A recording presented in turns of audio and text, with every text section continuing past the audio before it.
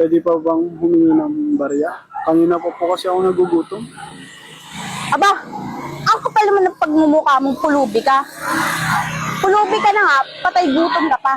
At gagawin mo pa kaming alipin? Alam mo, ito ang nababagay sa'yo eh. Yan, yung binubuhusan.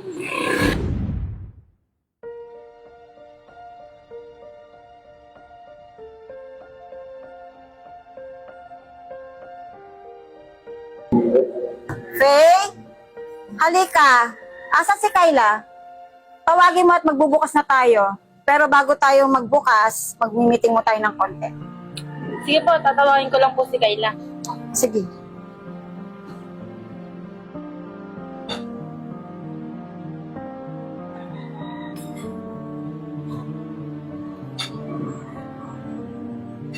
Oh, nandyan na pala kayo. Mag-o-open na tayo.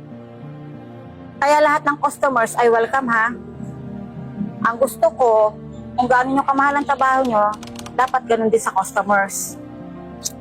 At dapat tama at maayos ang inyong pagsisilbi ha. Para balik-balikan tayo. Naintindihan?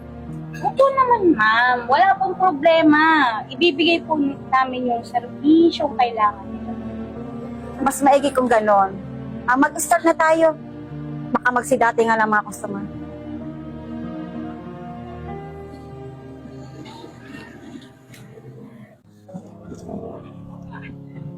Alam mo, Kayla, yung buti na lang yung amo natin. Mabait na. Masikaso pa. Ay, nako, payo. Masyado ka namang masunurin. Alam mo, uso din yung magpatama ka sa oras mo. At saka, kakapera lang naman tayo, pero hindi tayo yayaman sa ganitong sitwasyon. Ikaw talaga. Salamat ka nga. Dito ka na tumaba. Joke. Pero biruin mo. Dati, pang papayat pa natin nung nag-a-apply pa tayo dito. Pero tignan mo ngayon, yung mga katawan natin, ang lulusog na.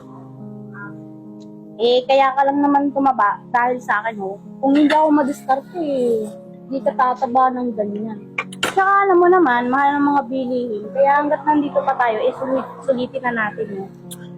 Ikaw talaga, ang dami mong alam. Tara na, focus dito. Ikaw na mo.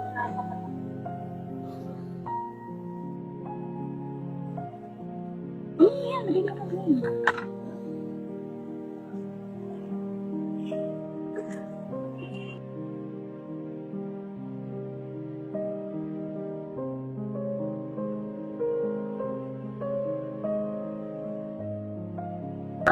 Bayan, nakakapagod. Kapag nga pala may nakita tayong mayaman, alam mo lang gagawin, nahingi tayo ng tip. Talaga, puro kakalokohan. Uy, kaya, nakikita mo ba yung nakikita ko? Oh.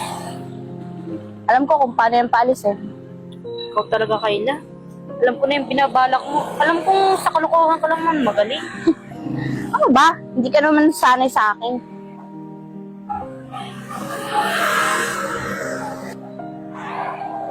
Ma'am, pwede po bang humingi ng tulong? Pwede pa bang humingi ng barya? Kanina pa po kasi ako nagugutom. Aba, ang kapal naman ng pagmumukha mong pulubi ka. Pulubi ka na nga, patay gutom ka pa. At gagawin mo pa kaming alipin? Alam mo, ito ang nababagay sa'yo eh. Yan, yung binubuhusan.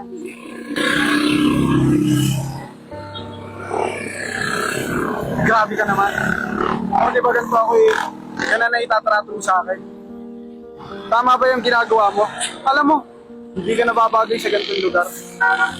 Tama na yan, Kayla. Mamaya, matagal pa tayo sa ginagawa mo eh. Wala kang pakialam. Tara na nga.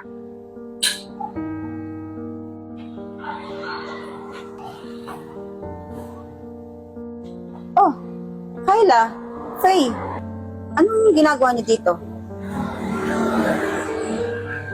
Nakakita niyo ba ang anak ko? Darating daw kasi siya ngayon. May gagawin siyang experiment para yata sa project niya.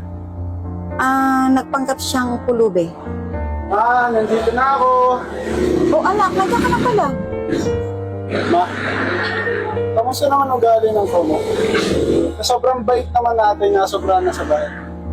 Ma, pwede mag-request? Pwede ba tanggalin mo to? bakit ko naman gagawin yun? Eh, matagal na mga yan sa akin. At magaganda naman ang mga records nila.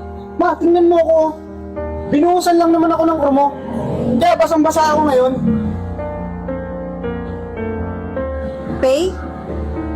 Totoo ba ang sinasabi ng anak ko? Sorry, Kayla. Opo, ma'am. Totoo po yun. Ganon? Kayla? Sayang ka? Hindi ko alam na may ugali ka palang ganyan. Mas mabuti pa, kunin mo na yung mga gamit mo para umalis dito. Narinig mo sinabi niya. Makakalis ka na. Alis.